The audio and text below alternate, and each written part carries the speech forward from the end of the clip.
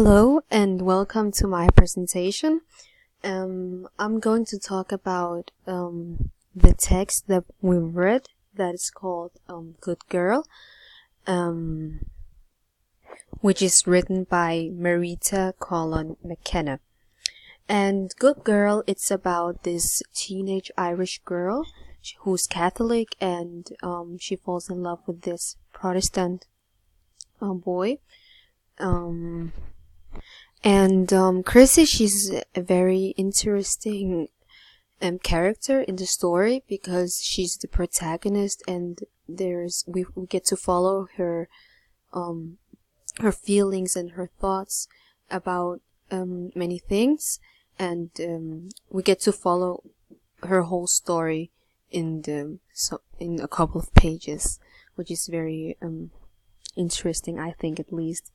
And she also gets to develop in some kind of way, and we can see how she's symbolically developed when she goes from having the long auburn hair that is described in the beginning of the story to when Eilish and her gang cut her hair, when they start cutting her hair because they think that she needs a kind of change. So you can say that that's her development, because after that incident, she actually changed her thoughts and the way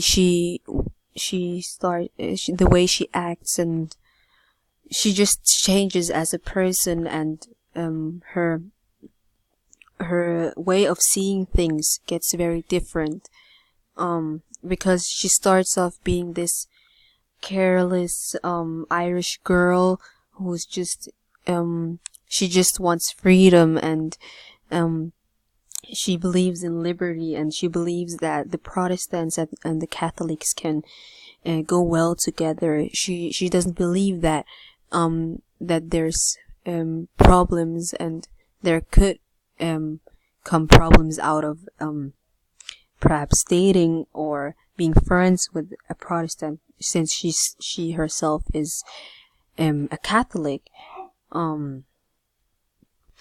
And how do we know that she's Catholic? We know that because when the story explains how the two people met, how she met the Protestant boy, it's told, the story tells us that they met each other at this program of mutual understanding, where the two schools, the Catholic school and the Protestant grammar school, they get together, they meet up, and then they have a discussion, just a mild discussion where they try to understand each other. And that was where she met this Ian, who is the Protestant boy that she eventually falls in love with. So Chrissy, she has a date with this Ian boy, this Protestant boy, and she then gets into a dilemma, and that's illustrated when she is meeting up with she goes to the place where she had to meet up with Ian, and then she meets Eilish instead, and she tells her that Ian is over at the beach, house or boat house, I think. And then she said, Ian is over there. Come with me. I'll follow you to him. So that's her dilemma, because she's doubting if she has to go with her or not. But she's naive, so of course she chooses to go with her because she believes that Ian is waiting for her at the boathouse. Yes.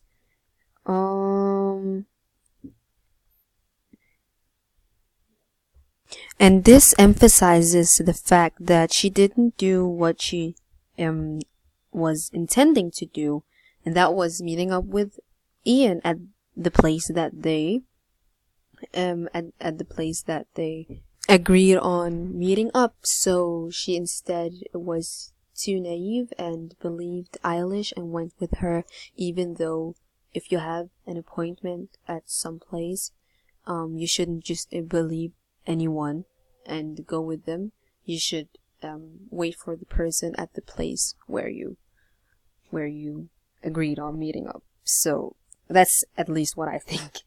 So that yeah, she didn't do what she intended to do by following Eilish. Chris's relationship with Ian, that underlines the themes about both teenage love, because she's a teenager, she falls in love, she doesn't think about who she's falling in love with, she just follows her heart. But it's also a symbol of religious war, because this story is telling us so much about you can't just fall in love with, or of course you can fall in love with, but you don't have the right to fall in love with someone who's not the same as you, who doesn't believe the same as you, because you're better than them, or they are they are not as good as you. We also get to hear about the relationship between her and her siblings. At first, we get to know about her relationship with her little sister, who looks very much up to her. So she takes advantage of the fact that her little sister supports her and wants to be like her. So, for instance, when she says, Gemma, be a pet and get my shoes, or something like that, she really takes advantage of it. But her little sister really looks up to her and loves her for the way that she is, and she wants to be just like her when she gets older. Meanwhile, her big sister, or her older sister, Anna, she's not a fan of her, because she's just this girl who wants to, she cares about her school, and she's still in a relationship with her childhood boyfriend, and Chrissy just sees her as this old fogey. That's why she's not a fan of her. Anna is also very overprotective, but in a good way, because she tells Chrissy to be careful when she's going out with this Protestant boy, and the place that she's going to, because it could be dangerous, and she just wants to look after her little sister. But since she's a teenager, since she's naive, she doesn't want to see that. She doesn't want to see it from that perspective. And as I said earlier, Chrissy is the protagonist of the story, because we get to hear about her thoughts and her feelings throughout the whole story. Her whole life is, not her whole life, but a whole process and an experience of her developing to someone else is what we get described. So that's why she's the protagonist of the story.